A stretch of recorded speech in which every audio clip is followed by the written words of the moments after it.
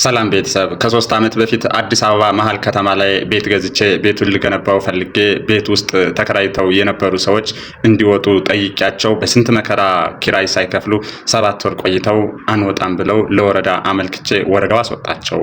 ከነዛ ውስጥ አንዷ ከቤት ካስወጣዋት በኋላ በሬ ላይ የሸራ ቤት ሰርታ ቁጭ አለች። ከዛሬ ነገ ትነሳለች ብዬ ብጠብቅ አልነሳ ብላ በሬን ዘግታ ሸራ ስለሰራች አሸዋ፣ ድንጋይ፣ ጠጠር የመሳሰሉትን የግንባታ እቃዎች የማስገባበት ቦታ አጥቼ ያወጣሁትም የግንባታ ፍቃድ ተቃጠለ።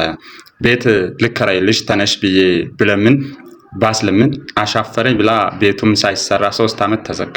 በመጨረሻም በብዙ መንገድ አስለምኜ ለምኜ ሲያቅተኝ በድጋሚ ያወጣሁት የግንባታ ፍቃድ እንዳይቃጠል ለወረዳ አመለከትኩ። ወረዳው ሁለታችንም ጠርቶ ቤት በሚሰጣቸው ዝርዝር ውስጥ ስለተመዘገብሽ መንግስት ቤት እስኪሰጥሽ ተነሽና ኪራይ ቤት ግቢ፣ እስከዛ ተስማሙና ኪራይ ይክፈልልሽ ተባለች። እሺ ብላ ወጣች። ቤት ተገኘላት፣ ግን መነሳት አልፈለገችም። ፍራቻሽ ምንድነው? ተከራይተንልሽ ከገባሽ ቤት አይሰጥኝም ብለሽ ነው ወይስ ስላት አዎ አለች።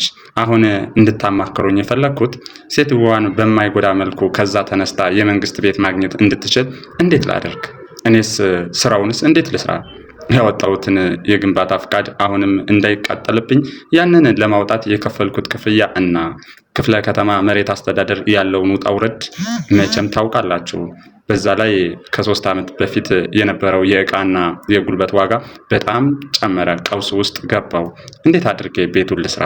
እረ በጣም ግራ ገባኝ ወገን። እስኪ አማክሩኝ። እናንተ ብትሆኑ ምን ታደርጋላችሁ? ይላል የዛሬ ባለታሪካችን።